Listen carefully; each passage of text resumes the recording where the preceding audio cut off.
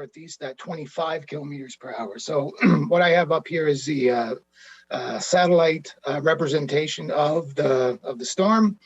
You also notice that we have a trough of low pressure that is located over the eastern part of the United States that is moving into western portions of Atlantic Canada today.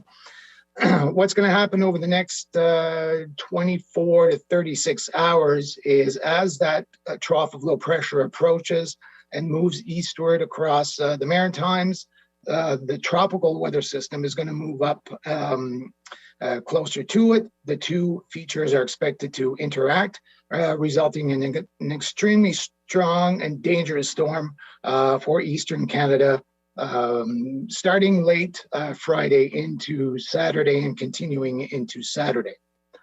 Looking at the model tracks, just to give you an idea of where the computer models project the storm going. Essentially, most of the models currently project the storm to track over eastern parts of Nova Scotia into the Gulf of St. Lawrence. On the bottom right here, you have kind of a zoomed in representation of that. So all the models are pretty consistent with having a landfall scenario in Nova Scotia. And here's the official track that actually shows where the storm is predicted to go. Now, we expect that the storm will be a post-tropical storm by the time it reaches here. That does not mean a weaker storm. That just means that the structure of the storm is different than a pure tropical system, but it will have both tropical and non-tropical characteristics when it reaches us.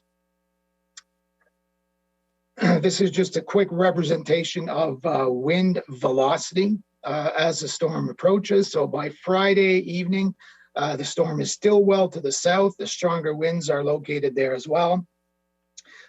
Even at 3 o'clock Saturday morning, the center of the storm is still expected to be offshore, but we're going to start to see some of those strong, potentially damaging winds move into eastern parts of the Maritimes during those hours. And even into Saturday morning, we're looking at extreme winds to the right-hand side of the track, with also potentially very damaging winds to the left-hand side of the track as well, which is characteristic.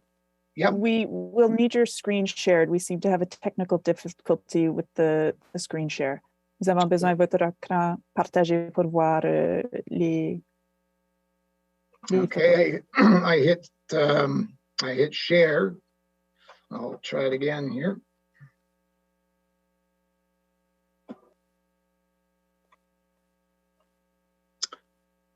So I'll start over. Welcome to this quick briefing on Fiona. As I was mentioning earlier, this is a representation of the hurricane as of midday today on Thursday, with the position being 1,800 kilometers to the south-southwest of Halifax. The intensity is 215 kilometers per hour. Which makes it still a major hurricane at this particular point in time. And the forward motion is towards the north-northeast at 25 kilometers per hour. You'll also notice that we have what we call a trough of low pressure, which is a completely separate feature over the northeastern part of the US. And that particular feature is going to slide across the Maritimes over the next 12 to 24 hours. And as the tropical system approaches, both of these features will interact, resulting in a very, very strong post-tropical storm by the time it reaches us here in the early morning hours of Saturday. So this is just a representation of the model tracks issued earlier this morning. You can see that they're very tightly clustered in a storm making landfall in eastern Nova Scotia, either eastern mainland Nova Scotia or Cape Breton, before moving into the Gulf of St. Lawrence and affecting parts of eastern Quebec and Newfoundland as well.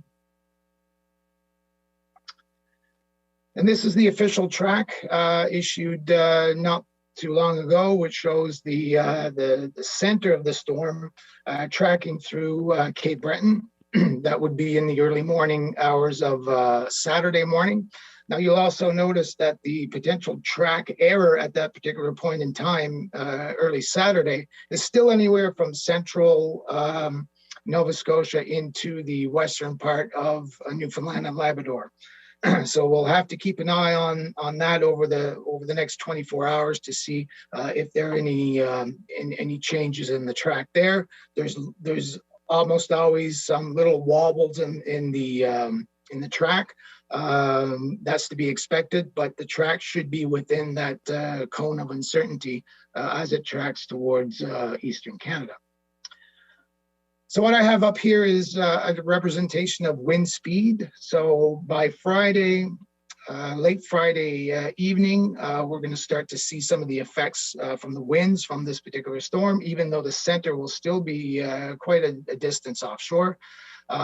Those stronger winds start to move in the overnight hours of Friday into Saturday, and then finally Saturday morning, we're going to see some of those stronger winds still affecting parts of the Eastern Maritimes, and then moving up into Newfoundland and Labrador and Eastern Quebec as well. In terms of rainfall amounts, we're looking at anywhere from generally in the area that's going to be affected the most, which is again parts of eastern and central Nova Scotia, along with Prince Edward Island.